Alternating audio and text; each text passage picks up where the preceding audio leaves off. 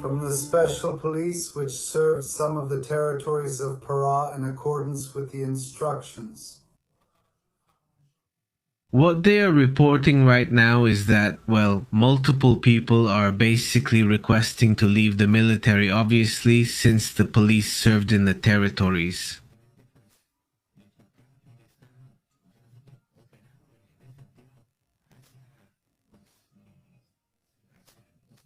Pará, according to the instructions. Well, obviously there is a shift in which several soldiers, in this case from the served Pará according to the instructions.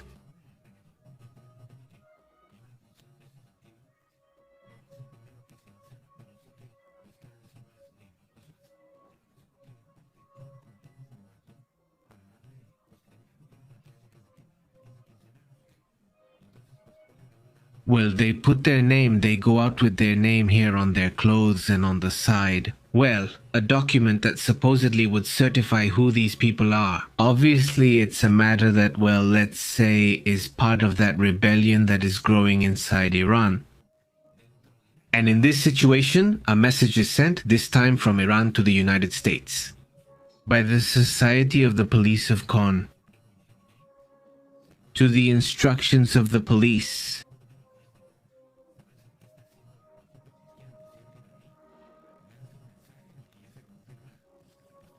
Served in the territories.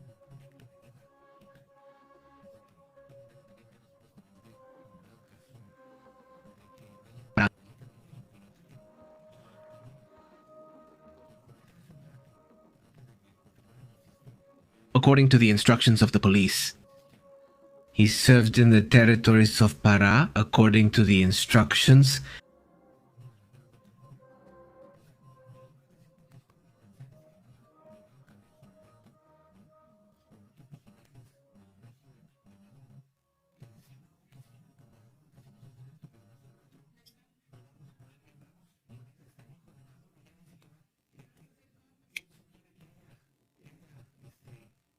The police served in the territories of Pará.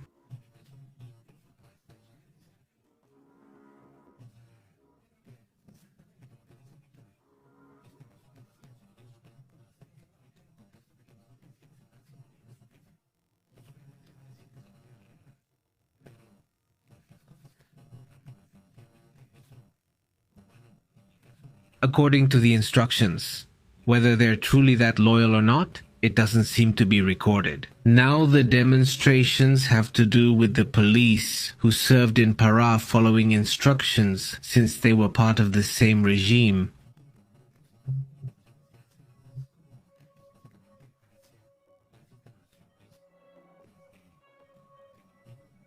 Today we saw a fire, but it's not clear if it happened yesterday, today, or 2 days ago.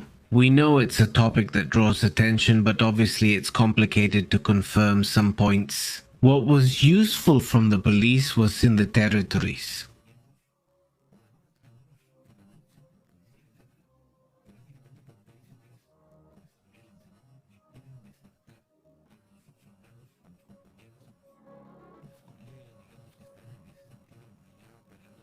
Also, today, a series of comments have emerged from human rights defenders and Russian activists. From the police.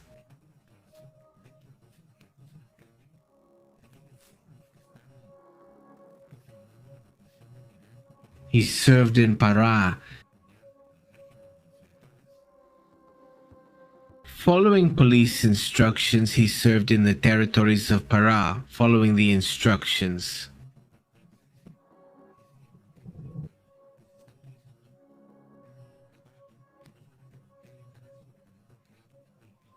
It blocks. For example, with Starlink, which a lot of people who managed to get one have talked about, very few people were able to transmit images. Recently, they shared a video from Iran showing how they transported the small Starlink in a car. And while they're driving, they're trying to send the videos, since they're on the move, to make it harder for the regime to detain them.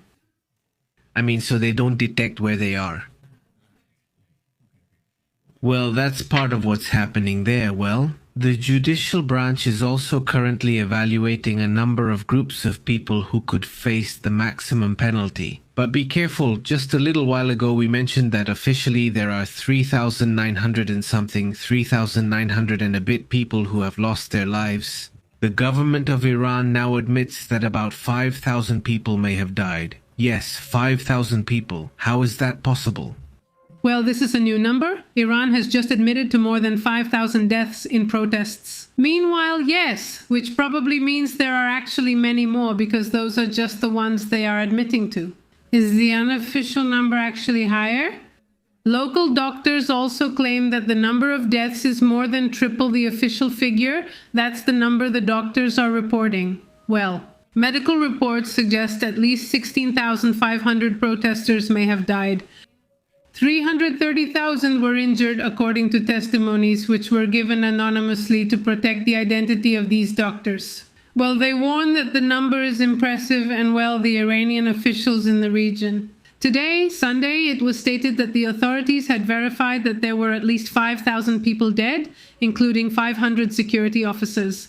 And they have blamed, obviously, the armed riotous terrorists who have taken the lives of innocent Iranians. In other words, it wasn't them. They had nothing to do with this, according to them. And well, the official asked. He said that this person was not identified because of the sensitive nature of the matter. He also told Reuters that the fiercest clashes and most deaths happened in the Kurdish and Iranian regions in northwest Iran. And, well, it's a region where Kurdish separatists have been active. In fact, they haven't stopped. We've shared images here where they say they're ready to defend the protesters.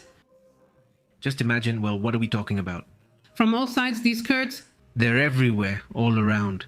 Right now, we're also going to have a very interesting report about what's happening in Syria with the Kurds because there's another twist. It's like, seriously, just wait half an hour and there will be another twist. It's crazy. It's impressive how all of this has been changing, but let's move on to other important matters.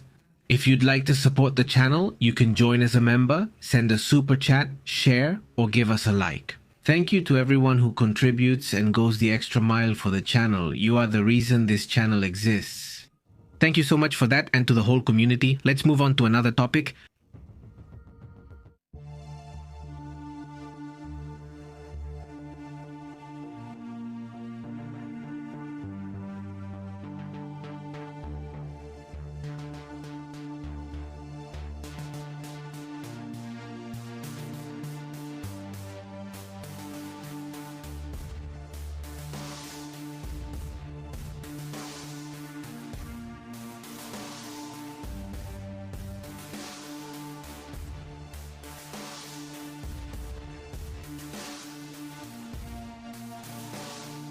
Let's go to Cuba because things are getting intense and, well, a statement has been made in which they claim they are already in a state of war.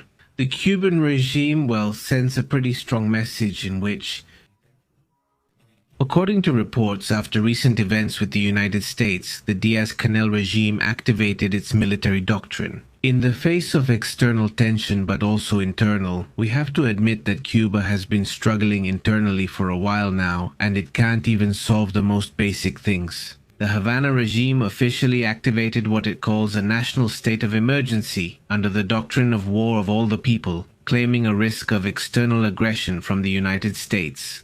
The measure comes days after the military operation in Caracas on January 3rd with the capture of Nicolas Maduro. It was also confirmed that 32 Cuban soldiers died during the confrontation. Havana declared them heroes and decreed official mourning, raising the nationalist tone and confrontation. The dictator Diaz-Canel reportedly appeared dressed in military uniform, participating in drills and public activities under what he called a state of war. He insisted there will be no surrender or capitulation to the United States. The regime ordered military exercises that include ambushes, laying of mines, and territorial defense, according to internal reports.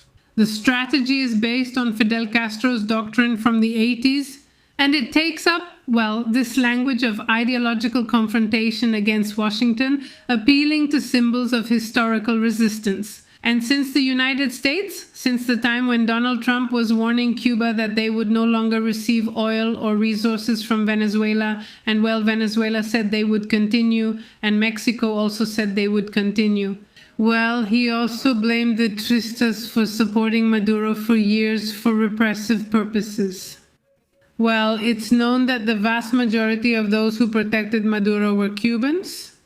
And what might he be revealing in this possible negotiation? These days, in these coming days together, what's going to happen?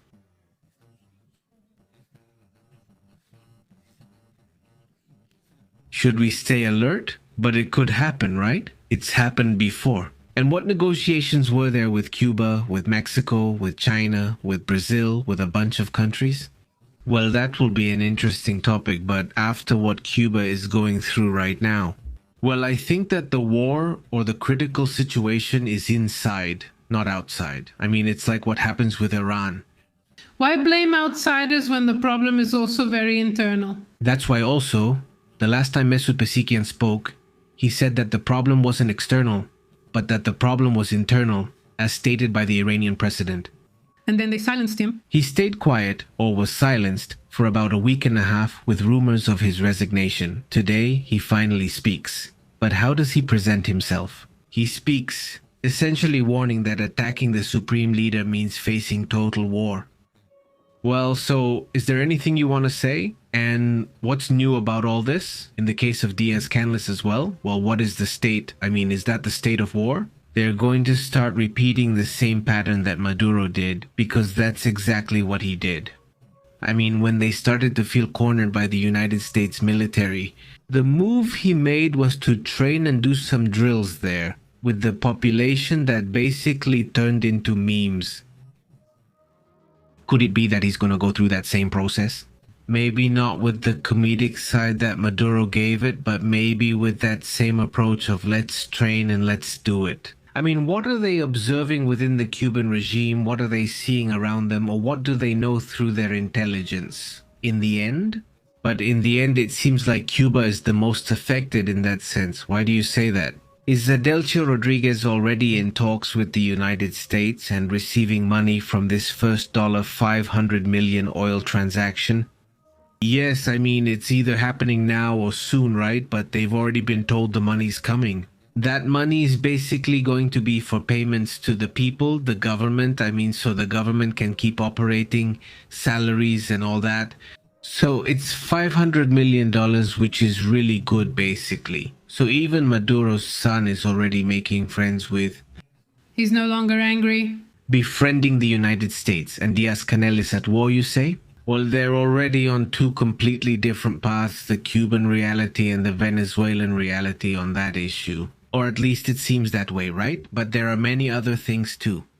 Let's move on to other important matters as well, like the state, health, Panderita, Vederi, how have you been? Very good, Carmen Martinez. To everyone in the community who is joining us for other health matters, Susanna, how have you been? Very good. And to everyone in the community who is joining us, thank you so much for your comments. Let's discuss other important matters and what's happening globally.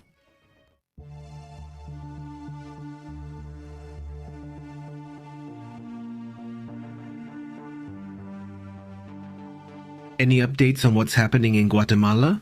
A little while ago, just a short time ago, we played the entire message given by the president of Guatemala about this decision to enter a new state, in a phase that assures the government of Guatemala that a state of siege is declared for the next 30 days, in which he assures that life will be normal for all Guatemalans, except for the gangs, except for the mafias that are there in Guatemala.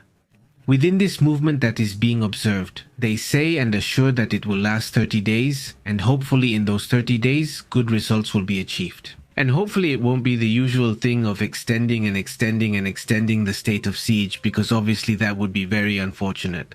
But it is a movement that draws attention. Obviously it's surprising, and there is already some very interesting information about this movement.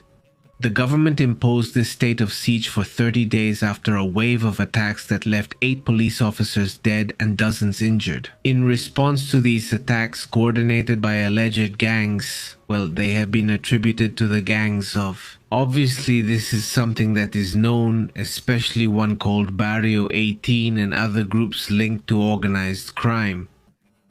The decision comes after these attacks.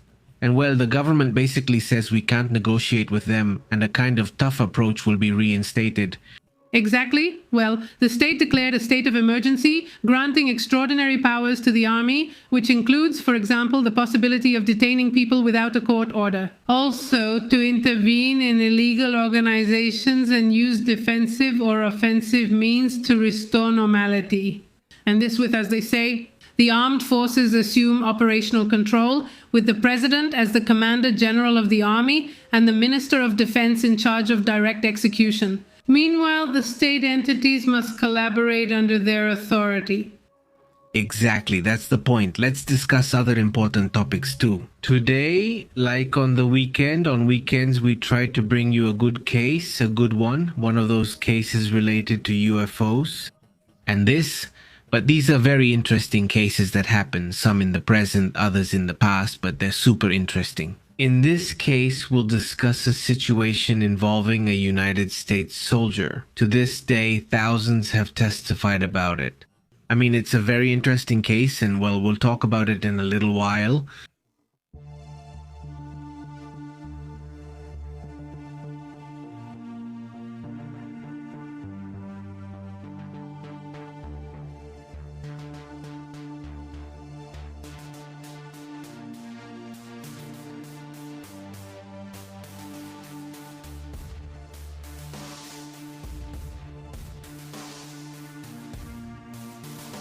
Let's go to the update on what's happening in Spain with this accident or whatever it is that happened in this incident with the train. Really tough. The whole situation with the train crash has been constantly changing. This apparent crash, according to what this British Broadcasting Corporation map reports, shows more or less how the movement was between Madrid and Malaga, where this accident happened. Or so to speak, because I insist, well, I'm assuming it's an accident, we'll have to see, but this happened in Adamas in Cordoba. According to the latest reports, the situation, let's say, would have caused not only 100 injuries, but at least 21 people would have lost their lives. We knew of 2 at first, then 7. Someone here told us it was 10, now it's 21. A high-speed accident in Cordoba that has caused at least 21 deaths and dozens of injuries, with reports of 100 injured, but unfortunately, many of them are in serious condition. After the collision between these high-speed trains in southern Spain, in a terrible railway incident in Adamas, Cordoba, the latest report says 73 people are injured. It's no longer 100, now it's 33 according to them, of which at least 30 are in serious condition. Exactly. The accident happened when the train going from Malaga to Madrid derailed and moved onto the other track, where it was hit by a second train heading from Madrid to Huelva. And the incident was described as extremely strange by the minister, since the derailment happened in a recently straightened area. Part of it was refurbished in 2025. The impact was very hard. There are images of the driver, or maybe the pilot or conductor, of the other train preparing the passengers. We're probably going to crash, so get ready. It was a complicated situation and hard to predict what would happen. And well, it has been difficult. Also, the rescue of the survivors was even more difficult. Some unrecognizable bodies had to be removed to reach survivors still trapped. What stands out to me is what the minister himself calls extremely strange. Yes, it's very strange. It's a reina recta? It's very strange. Both trains together carried 400 people on board. Trains are widely used for travel between cities in Spain, offering excellent connectivity. This situation attracts a lot of attention. Rail services between Madrid and Andalusia are completely suspended, obviously, and the stations will remain open during the night. Why? Is it just to help those affected? The authorities are still investigating the causes. Obviously, nothing about that has been specified at this time, according to ADIF, the railway network operator. Right now, they are focused on this, on the internal investigation. Witnesses liken the impact to an earthquake, reporting chaos and panic among survivors. Well, some testimonies have already started to come to light. The Spanish Red Cross mobilized immediately, also to provide medical care. President Pedro Sanchez, along with the King and Queen of Spain, expressed sorrow and solidarity with the victims and their families, because they have lost their loved ones. Yes, this has been tremendous. We've seen it, and there will be international reactions. Macron immediately came out to offer his condolences to the Spanish community. Obviously, different presidents around the world have been reacting to this situation. Ursula von der Leyen, President of the European Commission, also expressed her condolences. And they have recalled that there is European cooperation in railway safety so that all European countries can help each other in that area as well. The accident. This situation, let's say, would be the worst accident since the one that happened in 2013 in Galicia, where 80 people lost their lives at that time. Today's event revives those traumas and obviously opens up the usual debate. I don't know if this is an issue of railway safety or if it's a matter of, or if it's sabotage. No, I mean, obviously that's not known, right? Especially because of the location and what this minister says, who says it's a completely straight track. How did it happen? That's the big question. And obviously it's better to wait for the information from this investigation. Hopefully soon they'll detail what actually happened. Let's discuss other important topics. Before that,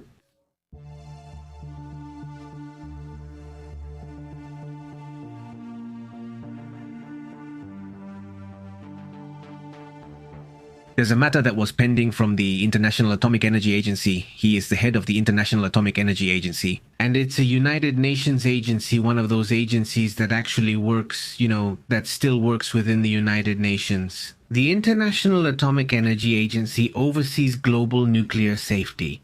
Basically, it goes, investigates, analyzes if there's a risk, then shares that information, and even has the ability to provide support to overcome any risk. Currently, they report that repairs have started on the power line at the Zaporizhzhia plant, which is occupied by Russia. The work to restore the supply at the largest nuclear plant in Europe is under international supervision. This is due to a temporary agreement in which both Russia and Ukraine have agreed not to attack in the area to allow for repairs. There is a power line that can supply electricity to that plant, allowing the reactors to be cooled. If they don't cool them, there's a risk of instability and possible radioactive issues. Exactly. Well, this was reported today by Rafael Grossi, where he assured that, the Organization of American States was already working on the repair, which was important, crucial, of these backup power lines at the Zaporizhzhia nuclear plant. Remember that it has been under Russian control since March 2022. And the organization also detailed that a Ukrainian team is carrying out the work while a group from the Organization of American States is supervising the work on site. Local ceasefire, nothing more. In that area, it follows a temporary truce from last December 30th, which also allowed previous progress in restoring the power line. 330 kilobytes Ferozplavna 1, which was damaged by attacks on January 2nd. So they fixed it on the 30th, and 2 days later they damaged it again. That's crazy powerful. Well, that obviously catches his attention too. Look, well also, let's go to another area. Let's go to this region of the world which has caught so much attention now. A place as big and as lonely as Greenland, but it has become news practically every day. Currently, the forces from Germany have arrived from various countries. Not armed forces supposedly for the security of the place, not to carry out an exercise in case of an invasion by Russia or China, according to what they say, but also, a double message because, it's also like telling the United States, here we also protect as part of NATO. Well, today, according to reports, after 48 hours of being there, the Germans have withdrawn their military, and that also draws attention. Obviously, Germany is pulling out. They already did the exercises and said that's all that would be done. The German military contingent deployed in Greenland and left the Arctic territory this Sunday after less than 48 hours. Yes, less than 48 hours. Basically, they leave after Donald Trump threatened European countries with tariffs. Berlin's decision is uncertain. Whether it's because of what Trump said or something else, but if it is because of what Trump said, then yes, let's say it's a military setback for Europe. Not that they present this as fear of Donald Trump's words. Although, well, as for Starmer, Macron, Ursula von der Leyen, and other presidents like the one from Finland, they have been very, very clear that you can't be making this kind of blackmail to the allies, because it's not even just because they are allies.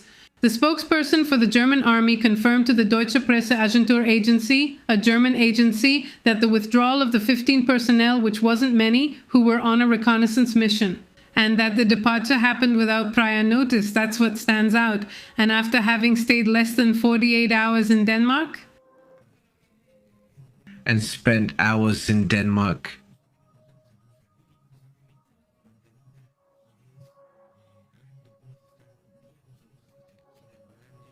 Hello, Angel. How are you? Greetings to everyone joining us. Let's move on to other important matters.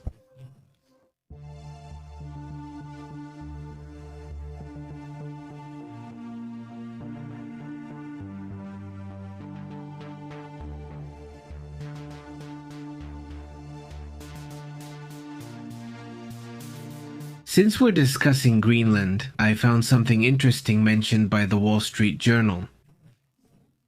It's not the only media outlet or the only one to say it, but Republicans, Democrats, and the Wall Street Journal have all issued warnings. It's a media outlet that has been critical on this point regarding how the issue of Greenland has been handled. Because it claims that due to this recklessness, basically it doesn't say it's absurd, it says due to this recklessness, not stubbornness, due to this recklessness it says of Trump. Could this whole situation become the greatest dream, the biggest wish? The thing Vladimir Putin has wanted most in his life? No, which is the disappearance of NATO, right? The Wall Street Journal warns that Trump's fixation on Greenland threatens NATO and benefits the Kremlin, which is pleased by this. Maybe eating popcorn like in that meme. During his second term, Donald Trump has revived this old and controversial ambition of wanting to take over Greenland. But he's right, he already had it since his first term. He already had it, just not as intense. This time he intended and even hinted at it, which draws the most attention. The possible takeover by force, because he said it's going to happen no matter what. Currently, the Treasury officials said Greenland must belong to the United States because of this. This offensive has created tensions with Denmark, a NATO and United Nations partner. Since this nation is sovereign, Greenland and the Nordic country have sent diplomatic delegations. This was on Friday at the White House to try to stop this, but they didn't see any reflection from the United States. So it's still necessary. A Machado, as we say here in Mexico. he keeps being stubborn about the issue. I mean, the Wall Street Journal basically warns, is this the end of NATO? It issues a key warning. And somewhere out there in some bunker in one of these nations, you have Putin happy.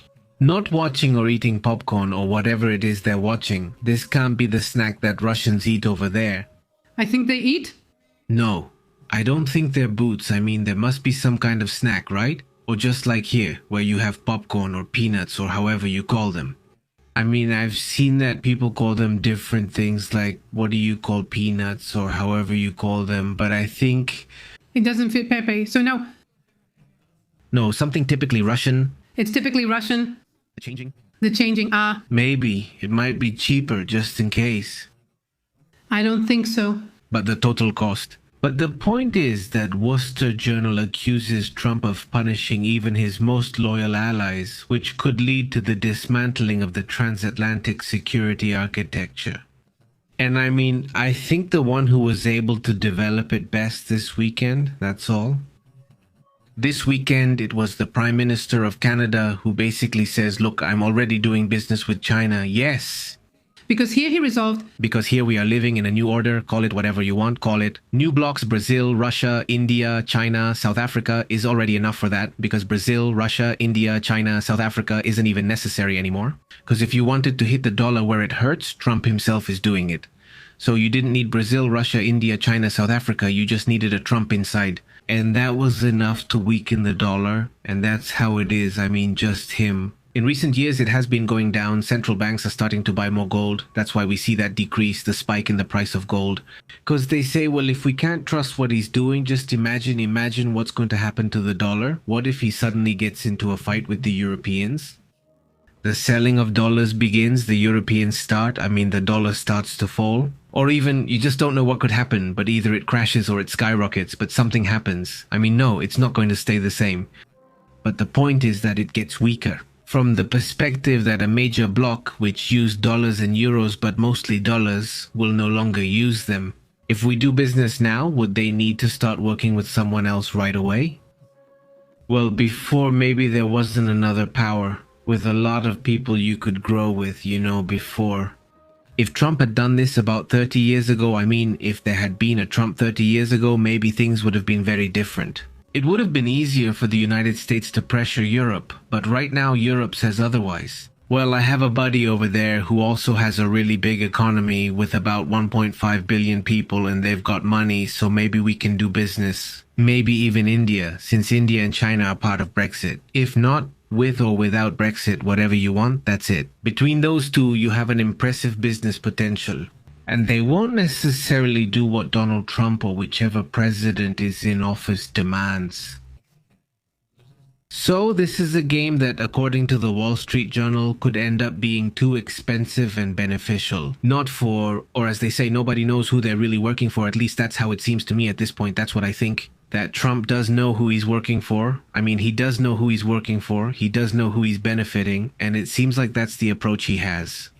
It's, as the Wall Street Journal says, a strategic own goal instead of strengthening American influence. The Greenland adventure could be counterproductive. It could isolate the United States instead of giving it more power.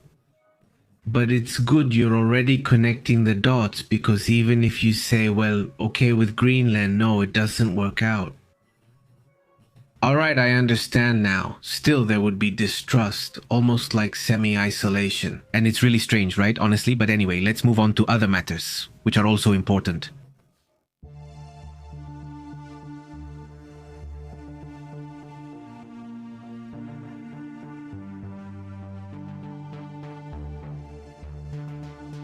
Internally, a very serious situation is occurring. In the United States, 1,500 soldiers are getting ready for a possible deployment in Minnesota. According to reports, they say the National Guard is already being mobilized. United States media report the Pentagon ordered 1,500 active duty troops to prepare for possible deployment in Minnesota. After a comment from Governor Tim Walz of Minnesota, in which he says they don't want the deployments or immigration and customs enforcement there, it's clear that this situation could take an even more dramatic turn. 2 11th Airborne Division battalions in Alaska have been ordered to prepare for deployment there. Exactly. So they would have military personnel at the same time as the National Guard, who are indeed present. Those are people who are actually from the state, and well, it would be quite a lot. Just the atmosphere itself. Active and alert National Guard. Protecting the people. The people, and then the soldiers just following orders. Protecting the immigration and customs enforcement agents. Protecting the immigration and customs enforcement agents. So that, well, even small mistakes can escalate quickly. And since we're talking about that, go watch the movie called Civil War if you ever get the chance. It's really good, entertaining, interesting, and well made. So go watch the movie, then let us know what you think. It's unclear what tasks the 11th Division soldiers will take on, although the officials said they could include, for example, crowd control or support for law enforcement. Similar to the role that some active duty forces played in Los Angeles last summer, but military officials say they don't have the options ready for President Trump. It's just that the Pentagon, let's say, already has those troops set aside, whether they use them or not, but they already have them separated there. Well, so let's move on to another important matter.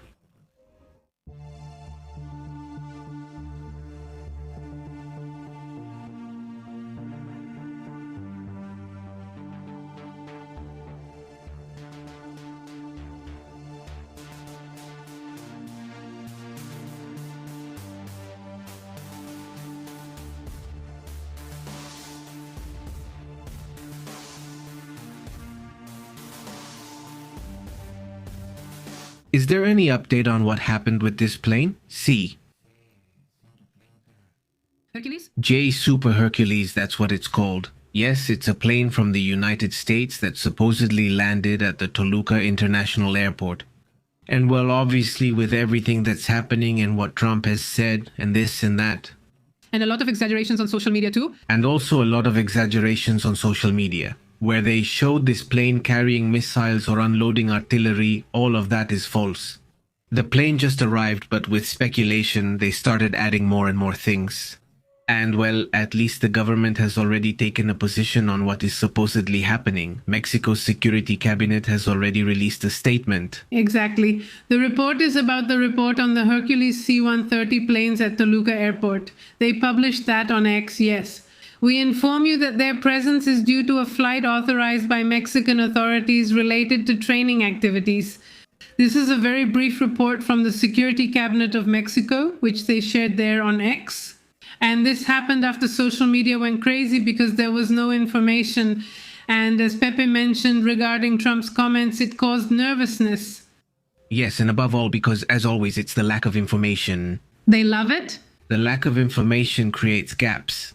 So are we already used to, in these times, information circulating 24 hours a day? Not anymore. It's not like it doesn't matter if it's midnight. I mean, there's always information. There's always someone. We always see someone posting some information. So if there's a doubt about something, obviously it can also create, and there's always someone who takes advantage of this to generate that information. So of course, that's also important. This plane is going to return to Texas. And well, on the other hand, the air unit that landed in Toluca, the C-130J, Super Hercules also arrived for medevac, aerial refueling, firefighting, and humanitarian aid. According to the Lockheed Martin website, this plane is also described as a medium-sized transport aircraft, which has a tactical design according to the company's page for this plane. Well, that's the thing. We'll be keeping an eye on this, and well, let's move on to another matter and also to other important topics, important ones. The Syrian government, we had this comment pending for you. The Syrian government has already come out to give a statement about what will happen with the Kurds, according to what the government of that country says. There is a ceasefire agreement again, let's see if it doesn't break, but it's agreed upon, then it breaks, then it's agreed upon, then it breaks. The announcement was just made by President Ahmed al-Shara, an interim president who says he met with Tom Barrack, an envoy from the United States. Remember, it's the United States. They have a very good relationship with those forces, the Syrian Democratic Forces, which is a group of Kurds in the north, onto Aleppo. The United States would theoretically have spoken with these forces and the Syrian government, which also had good relations with the interim president there. And they would have, well, managed to achieve a ceasefire. Apparently, well, that's precisely why not, because there was a sort of trilateral approach. Not great after meeting United States envoy Tom Barrack, Chara or al-Chara. Well, he informed the press from the presidential palace in Damascus that they recommended a total ceasefire. He explained this after the meeting because of this postponement. All of this, by the way, is due to the bad weather conditions they have right now. And they say, to calm the situation, we decided to sign the agreement. So basically, because of pressure from the United States, they signed this because, well, the United States, we've seen military movements since Friday. With both sides, like trying to calm it down. They knocked down a bridge. Come on, everything is getting really intense now. And well, there is an agreement, at least a ceasefire for now. Hopefully things will calm down. Turkey had also been putting pressure there. Yes, the Kurds face serious hardships in Syria, Turkey, and Iran. And by the way, the president also released a document, a signed agreement, where there are 14 points, among which the main commitments of the Kurds would be their integration. Rephrase and condense the original text. Keep all proper names and places. Maintain the speaker's perspective. Ensure grammatical correctness. Only shorten. No content addition or inference. Shorten text. Kurdish security forces will also join the Ministries of Interior and Defense.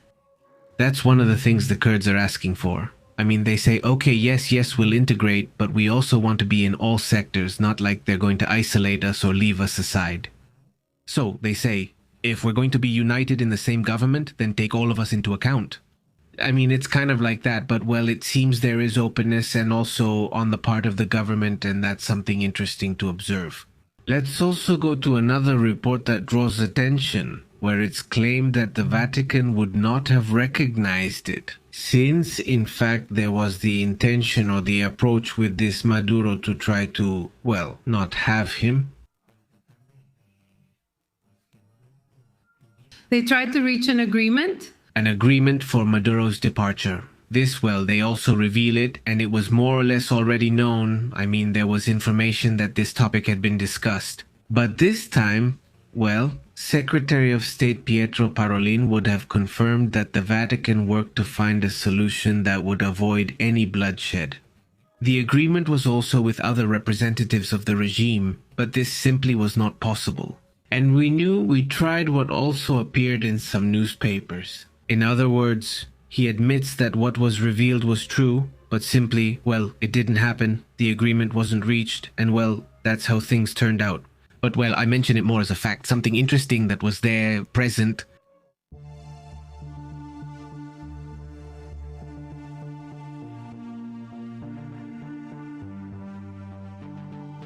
Alright, there's a matter that's super interesting where, well, there's an investment that's going to be made here in the Northeast, specifically in the state where we are, here in Nuevo León, according to what was recorded. Let's see if it doesn't fall through, because, you know, sometimes they announce investments and then it turns out they don't happen, whatever the reason. But anyway, I'm sure they'll report it in Nuevo León. Will it be Latin America's artificial intelligence epicenter? That's how it's being announced. There will be $1 billion invested in the first green data center with NVIDIA technology.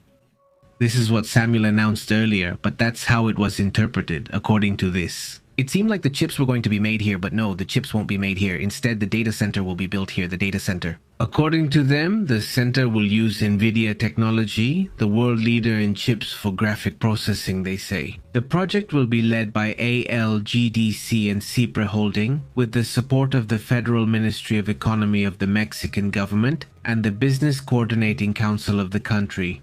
Well, that's the thing, he says. Well, the event has already taken place and this topic was discussed.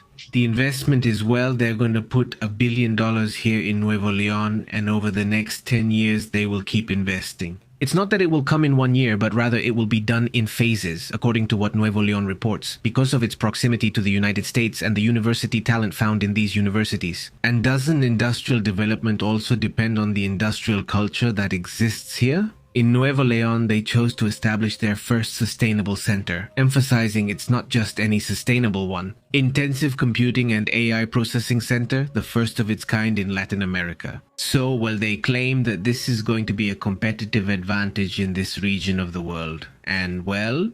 Energy? What's up? Well, that's why you're saying it's sustainable, right? Sustainable, yes, it's not the first one. Sorry, I got distracted. Well, that's what they say. That's what they say, because the only thing they say is, well... Yes, it's meant to be sustainable, but they're adding coal machines. Who knows how it'll go, but it sounds interesting. Yes, it helps our wallets. It supports our wallets, that's what matters. I've said it before. It says green, but it's really about dollars. The green. Well, there they are. Not everyone is doing their best. Don't say anything because they're getting ideas right now. And those who say yes, yes, yes... But anyway, sustainable for whom? Well... Let's move on to other interesting matters.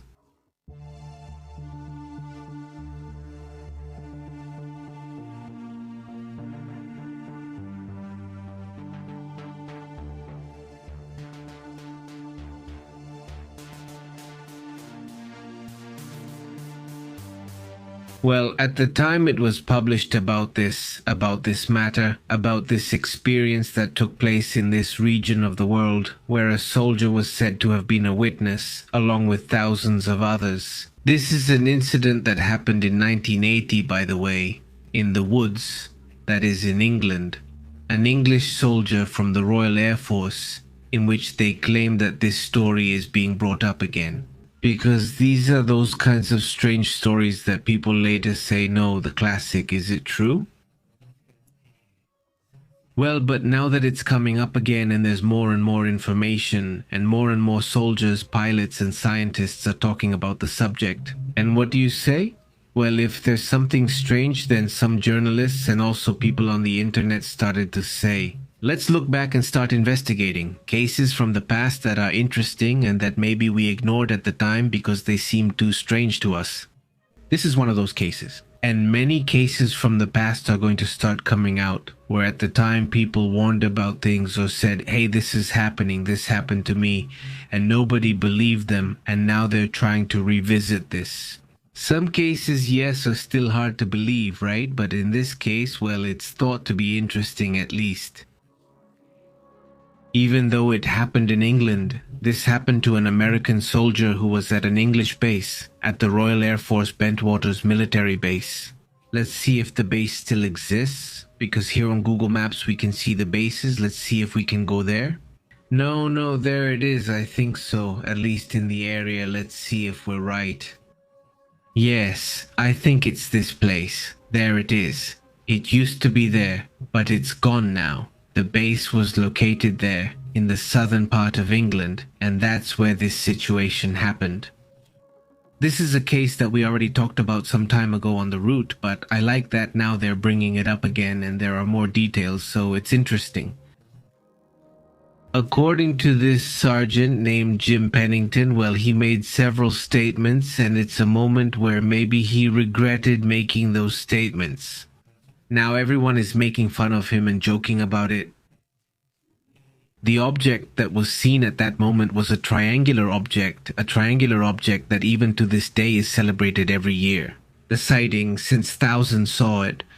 Do you recall a similar object was recently seen in England? And they brought up the topic again, because the plane came back, the object, the triangular craft. Yes, at the time, this triangular object, some say it's just a plane. Well, but here, we must remember that back then, those triangular planes the United States has now couldn't hover. And this plane, well, it did hover, and well, this plane or whatever it was, unidentified flying object or whatever, it would just stay still. Back then, there weren't the drones we have now. The decoding that this person or this individual, this soldier received was through messages that he heard. So he started to take note of everything that, let's say, he received mentally. But then he claims that when this object appeared, he started to hear a kind of noise in his head. And from that moment on, from this point which thousands of people witnessed, he claims that he received a series of codes which he transcribed onto 16 pages. He claims that they're a kind of binary code, and decoding the message reveals several things. There are literally some ciphers that appear. They're literally binary codes. And what these revealed was the following. Evolution, that is, the phrases that are described. Several phrases come from those pages. One is evolution. It's not optional for the survival of the planet. Advance or perish. The choice is now suggesting that there was a warning for humanity. Supposedly, according to what the message said, it wasn't from people from other planets or anything, but the message, according to him, was a message to ourselves. But the future, the object, this supposedly was going to... Something that a lot of people always question, right? If we ourselves have the tallies, it's ourselves trying to, Well, him. The point is that the code includes geographic coordinates that also point to several sites around the world. When you investigate those sites, you realize that they were all archaeological sites, which suggests that something is hidden or there's something profound, let's say, in those sacred places. For example, that's Chichen Itza, not Teotihuacan. I don't know, but you would have to check there to see what, the pyramids exactly, not this one, and the Tigris Stadium, for example. I don't know. The point is that, right now there's an investigation going on with this case to try to recover the codes, to try to reinterpret what would supposedly be a text that originated in the year 8100 in the future. So we'd be saying... It affects a lot, Good news, we're alive in the future. Well. That's the good news. Several documentary filmmakers are conducting a retrospective investigation. If it becomes public, we'll discuss it here. Obviously, there are many theories that say it's not true, that it was imagined, whatever you want to believe, but the message, the final message is that consciousness has to expand. Hello, the chain is going to break, and this is, well, the latest interpretation that's been made. They claim it's like an ultimatum from the future, not the one where they say, if you want, just that. If they want the future to be better, well, basically now, if they came back from the future, they didn't warn, no, they didn't say, it's just that something bad is happening in the future and nothing else. They simply said that at this point there had to be a turn or a change. Supposedly not, but well. Since they send us the entire message? Because they're not clear, I mean, and then... And why? Why? What? So what's it called? So cryptic. Always, right? And why didn't they tell us? Should we have bought Bitcoin then? That would have been the most ideal. That's true, no. That's true, no, but anyway, the point here is that this sergeant, in what he claims, is based on what happened in 1980. When this object passes by, then those who are, let's say, part of the team, they do believe the sergeant, let's say, right? Well, they tell him, well, there are many witnesses who saw the object, so the object did exist. Those who are against it say, well, yes, the object exists. Alright, I'll give you that one, but what they don't agree with is why only him, I mean, why didn't the message reach more people, right? And that, well, I mean, it makes sense, right? I mean, why was the message specifically just for this person? Well, I mean, it's not like he's a sergeant, but it's not like he's someone of really high rank, or maybe, I don't know, maybe the high rank didn't matter. The message just randomly got to him, I don't know, right? Maybe others didn't want to talk or just shared numbers. What is this? Am I going crazy? And then nobody wanted to write it down. I don't know. Well, obviously there are a lot of questions. Back then, binary code wasn't famous. I mean, it's not like now when everyone knows about it. Oh, binary code. Yeah, it's just that at that time, well, binary code was something that even now, not many people know about it, but back then even fewer did. It wasn't well known. Still, that's how it was. Really weird and strange. And let's go to the comments. See you in the next video. Goodbye.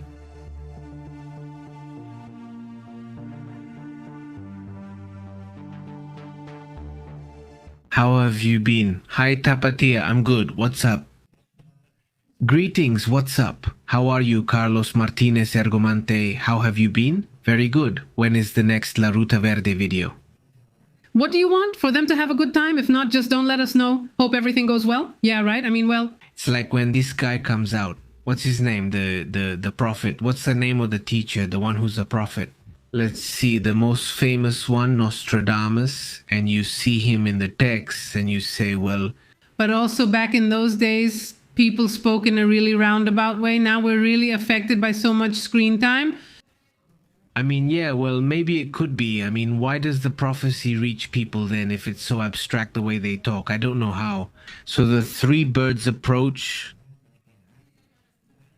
They might literally throw fire if they're three birds, so we're just waiting. Maybe it's not planes. Maybe they really are three birds. If you don't know what something is, you name it based on what you do know, like calling it a bird, since that's the only flying thing you recognize then. And you couldn't say something like three metallic objects. No. It doesn't say to those who I think had tea and some good herbs for dinner, yes to those. Greetings. Hey Alex, I think you're involved too. See you soon. Greetings to Ignacio. Could his sources be Latinos? Greetings to Ignacio. Who is from Hayuna? Who is Latino? This is the full Cosma from him. What was he? Yes. I say that because several people here are big fans, so yes, Lorette, yes. Lorette, she's the cool one, right? Not kidding? Just, you see them, my friend? He says. The gas station closest to my house has been closed for months. We are their source, I mean. There's one and they interpret us in other ways. But he says the gas station nearest my house hasn't given a receipt in months. Are they stealing fuel? Of course, Valda. If they don't give me a receipt, I just don't go back. Simple as that. It makes me really uneasy because I feel like they're gonna give you watered down gas, right? I mean, with water, literally, yeah. And I always tell him, I mean, I'm very particular about which gas stations I go to. Yeah, because, I don't know, some really make me uneasy, especially those with super cheap prices. And people go there and you think, I mean, you're saving a few bucks, but they're gonna mess up your engine? Yeah. Exactly, yes, yes, and it's happened, it's happened. There was one place Pepe didn't want to go to, it was really cheap. I won't name it to avoid legal issues, but it's by the highway. Not that one, it's a Pemex. It's one of those new stations that suddenly appeared. Well, that's almost giving the address, almost, right? There are several along the highway, and people started complaining that after filling up there, their engines started breaking down. Yes, yes, yes, yes, yes. Yes. Well, yes. Watch out with that, he says. Cheers, how are you? Me? Greetings, Edel. Yes, how have you been? Greetings, he says. It wouldn't be bad to have a drink for the cold, and yes, well, yes, a little coffee, something, right? A tea, a mate, something. I don't know, yes, Ignacio says. How have you been? He says, hey. Ignacio, only you wait for him, my friend, for the Latinos, only you. It says there, I'm a fan of Pestillos. You're a fan, you're one of the fans of that little group, and several from here. I know which ones they are, it says. Very bad, no, very bad. It says, Pixel, hello, we're checking in from Chile, a little smoky, but we're good. Greetings, Pixel. Yes, the images look very strong. Yeah, it looks really intense, really tremendous, the situation. He says, how's it going? And is it?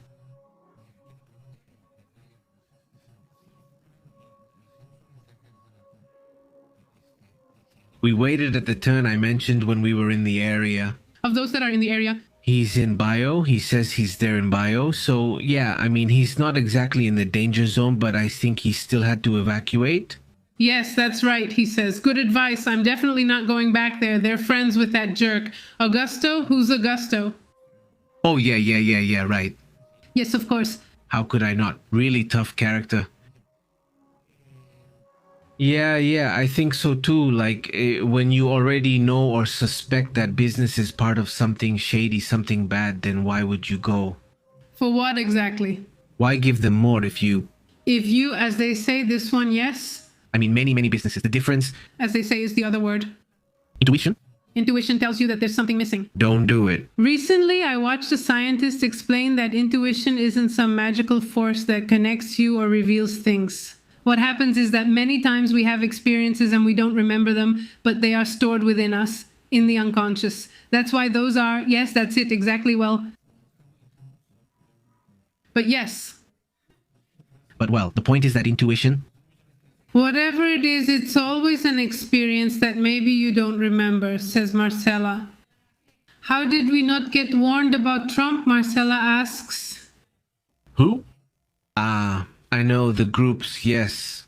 Who knows, right? I mean, there are so many warnings they could have given already. Yeah. They would know the future by now.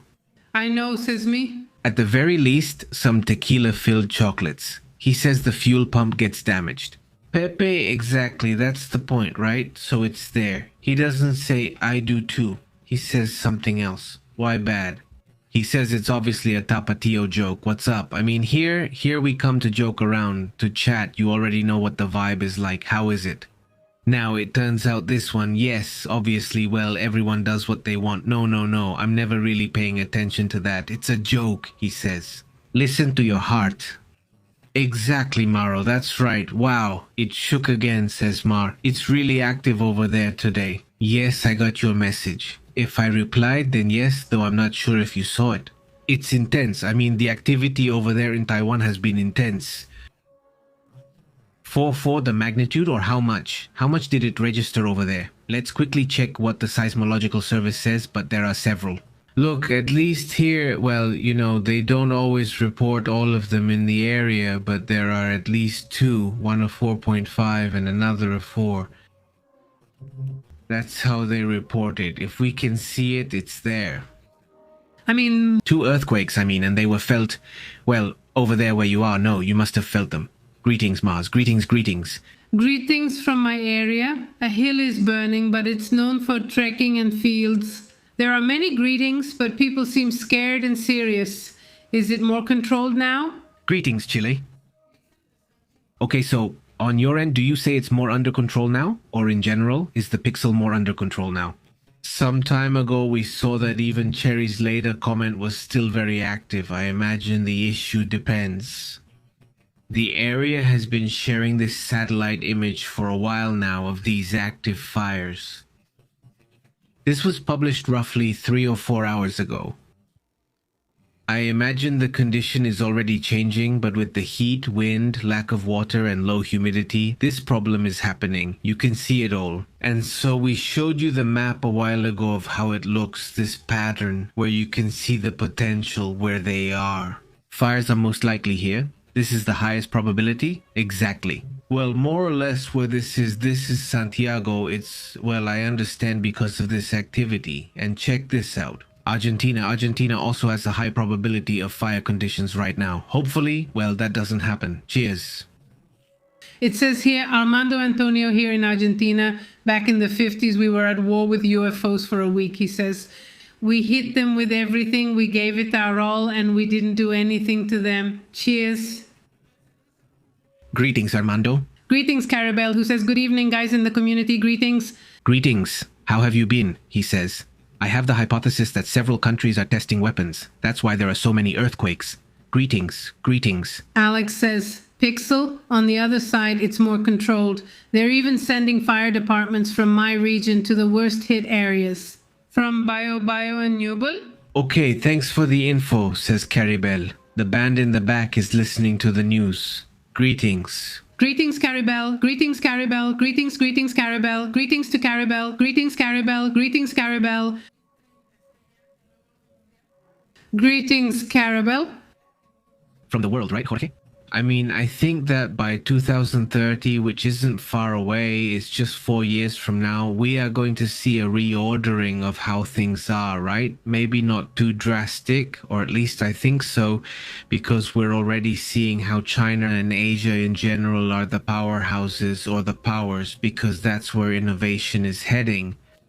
I feel like Europe is still several years behind. And not to mention Latin America when it comes to innovation and so on, right? Or before, at least you could say, well, there was, Nokia, right? And you could name this one and that one. And and there are companies that are doing things.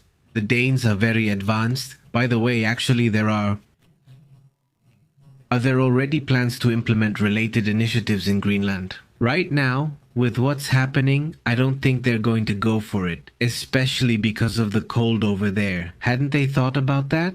I haven't heard about it recently. But the United States, I think they're going to keep trying to innovate and keep, readjusting internally. With, I hope, right? And I guess with less extravagant figures now.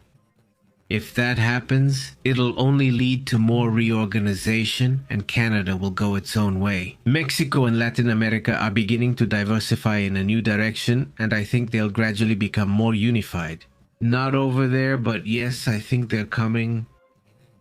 Well, no, not the classic conspiracy theory, not the new order, not in that sense, but actually it's already here. I mean, a good part of it already is. When you see Canada on Friday going to China, yes? Exactly. Isn't it like a new way maybe of operating in which also, on the other hand, you see a China and you say, okay, yes, it has a lot of power, right? It has advanced a lot and whatever you want, but it's connected to the world. I mean, it's not like in the Cold War era or maybe in the time of Nazi Germany. I'm just thinking about other moments in history where you would say, well, yes, Germany. Well, it wasn't as connected to the world as it is now, right? Not so dependent on the world. And I guess that's a good thing too, right? Because in the end, if we all depend on each other, it's easier. Getting a yes is harder. If we're chained, we all fall together. Right? Or we all get screwed. Well, that's how it is. So they get along. And yes, that's why China can't be 100% friendly with the West. Because you say, hey, I don't know how many, but they don't buy a thing. I have to sell to the ones on the other side. And this greeting, says Trump. Is he already scared to go into Greenland? It's no small thing to mess with NATO, says Alex. I think it's also it's no small thing, but I don't know if he got scared. No, I mean, because he hasn't said no. I mean, at least not so far. So far, it doesn't seem like he backed down or anything, right? He says, let's see. Rinala says China sells and buys almost nothing. That's exactly the problem, that they don't even buy from themselves. It's just that... Even they don't consume enough of their own products. That's their problem. But let's not forget Singapore, let's not forget South Korea, let's not forget They support, they buy a lot, for example. when they buy, when they purchase, they absorb, which is also another thing. I don't know if it still happens, but up north in Coahuila, where I'm from, they sell a lot of pecans there, really high quality pecans. And at one time, in northeastern Mexico, there was a time when we couldn't find pecans, though that's no longer the case. Do you remember? Yes, yes. I remember there were no pecans, no pecans, no pecans, no pecans. And what our friends from over there told us is that they're selling everything to China, not to China. Japan, not China. China, yes, that's it. Suddenly, boom, that's how it was. I'm not sure if you're still selling to China or if you've stopped. I don't know what happened. Yeah, they just come in and take over. And it's intense if India keeps going with that, because today they already started to take some out. How are the GDPs, or how did the gross domestic products close for 2025? But I'll wait a few days just so you all are. Yeah, to see how to close out a year, because it avoids that January, that's the 18th. It takes several weeks for them to provide all the information on how Mexico's gross domestic product turned out. From China, from I don't know where, there are already some numbers, but China's, for example, is available. It's 5%, which may not sound like much for some countries, but it's not that much because they used to have a growth of 15. So a 5%, well, maybe it's not that much, right? It's a little more than expected because they said it was going to be 3 or 4. And we have to see how the United States ended, how the countries that are in conflict ended, for example, right? And how India ended. But when India starts growing at 7 to 10% theoretically, that's significant. I mean, like China had for a while with this idea of, well, making China great again. I mean, this. By the way, they're selling hats in Greenland that say MAGA. They say make America go away. They say make America go away, so it says MAGA, so people in Greenland are wearing the red MAGA hats. But it's to say they should leave, right? So, is this one also funny? How did they make it humorous? He says, greetings, Juan Conejo. How have you been? Very good. Yes, they already went back. I already told you 15. There weren't a ton of them either, right? They'd already said it was a 2-day event. So no, I don't think it's due to the tariffs. Yeah, me neither, but no. No. Because Germany has been, I think, one of the toughest. Yes, no, I don't see it that way, and definitely not for 15. Even with the tariffs, they'll continue. The tariffs aren't going anywhere. No, I don't see it that way, but hi Juan Conejo, how have you been? He says, I'm here. Too bad there were 2 days of rain, says Tapatía. No, and the K didn't continue. How did that happen?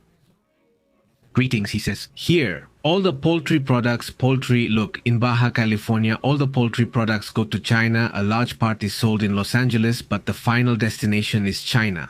So look, I mean, they do buy, and sometimes it's just certain things, and even if they buy just a little from you, I mean. But with the size of China, obviously for you, I mean, for a company, it's going to be a lot, right? He says, let's see, where is it? He says, okay, greetings, okay, what else? He says, Tapatía, it's a shame the rain only lasted 2 days. Greetings? Tapatía, yes, he says. The message is what's important. Cabañuelas, he says, the cabañuelas. If you measure the weather there, it won't be Spain anymore. No, I think so. I've only seen it from Spanish media. Cabañuelas, right? Yes.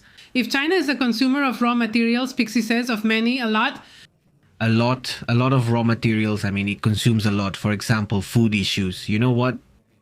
Why? Well, just imagine, right? How? I mean, if suddenly avocados become trendy, forget it, we won't have any avocados left. So don't even tell them about the benefits over there in China, right? If it becomes trendy there, it's over, he says. This is the conqueror's syndrome. The message is what matters. That's true. There's a point. Yes, Geronimo, the conqueror's syndrome is resurfacing, and strongly, Geronimo. Big time. Armando, Antonio, and Pepe say that in the Netherlands, machines for making jokes are very important. Exactly, yes, that's why I specified. I mean, the Danes, not in Denmark where all that progress is, no. Not in the Netherlands? In the Netherlands, yes, that's where the machines are. The micro jokes? Printers, yes, that's what they're called, though there's another name. They're amazing, and now the French are getting involved. I think it's 5 billion or 3 billion, something like that, an exaggerated amount for the ideas. But just because you put that money in right now doesn't mean you'll get good in a year or 2 or 3. I mean, it's going to take time, so who knows what's going to happen there. I think Spain also wants to invest there, but we'll have to see. I mean, as long as at least one university comes out of it, if they develop strong engineers and invest in those countries, things could really take off. The other day I saw, I don't know if it was in Colombia or somewhere else, that there was a company called Silicon Valley, right? Yes.